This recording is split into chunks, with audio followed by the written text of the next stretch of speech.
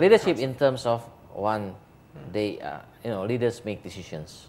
Yeah, so that whether they are now better in making decisions, or because of the process of crisis, you intentionally, because of the time pressure, intentionally you take away the decisions from them because you have to make decisions fast and cannot be wrong.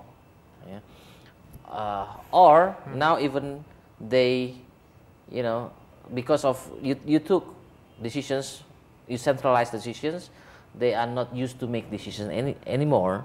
Yeah.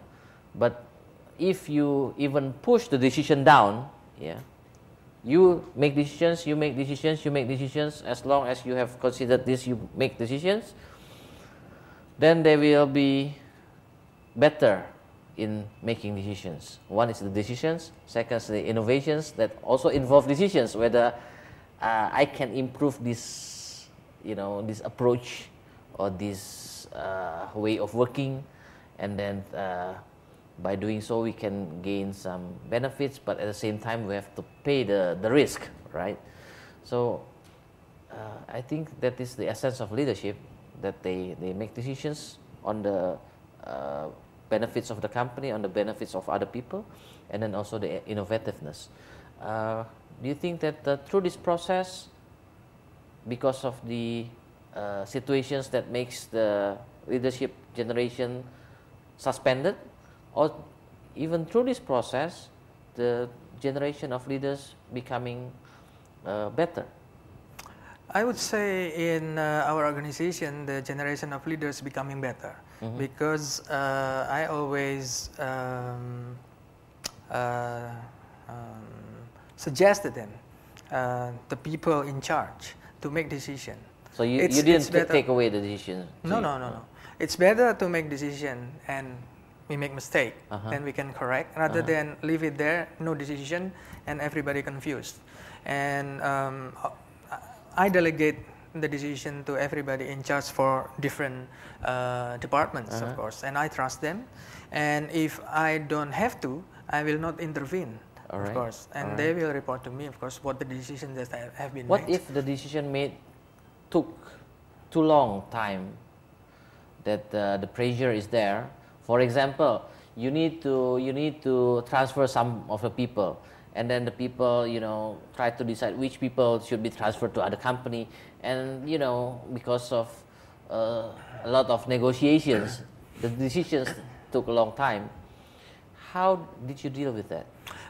Decisions about human being, about human resources, is always tough, and it's always taking a lot of time, and it will always be given time, because it's about human.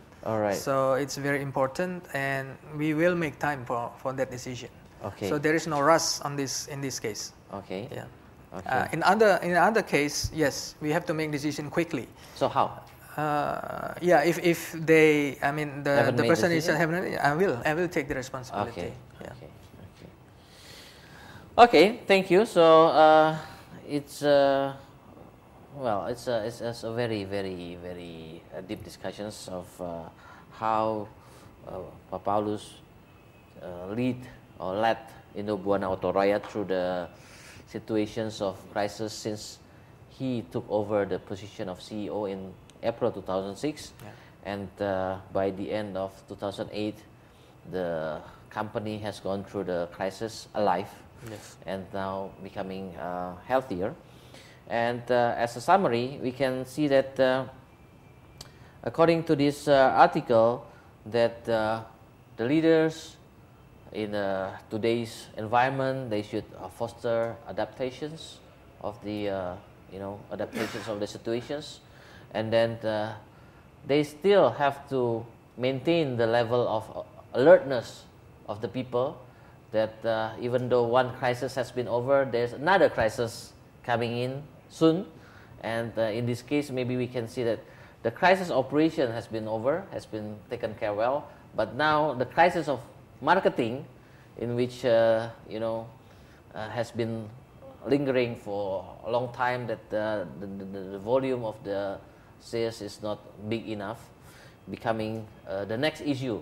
So after the first operational issue, don't sleep. The next thing we do, next important thing that we need to do is how to increase the sales, right? So how to maintain this level of alertness, without being complacent by having overcome the previous crisis is important for a CEO to maintain in the company.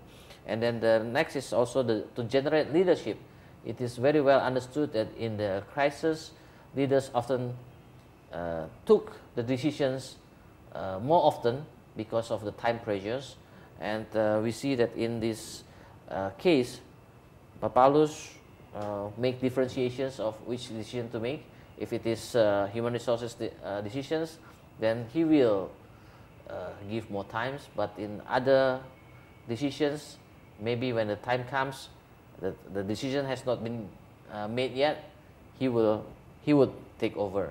So it's selective selections of which decisions will be more centralized, which decisions he maintained to be decentralized. And then whatever it is, this approach of Pak Paulus has made this company survive. And the more we learn about this, the more that we know that taking care of crisis has no certain model.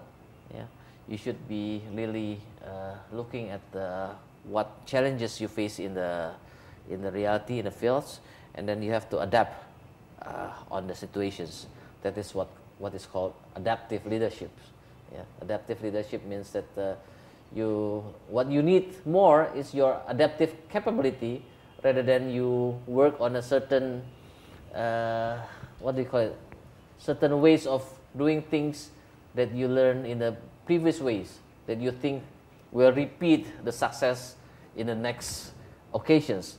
But adaptive leadership means that you will always adapt your approach to the situations and the context.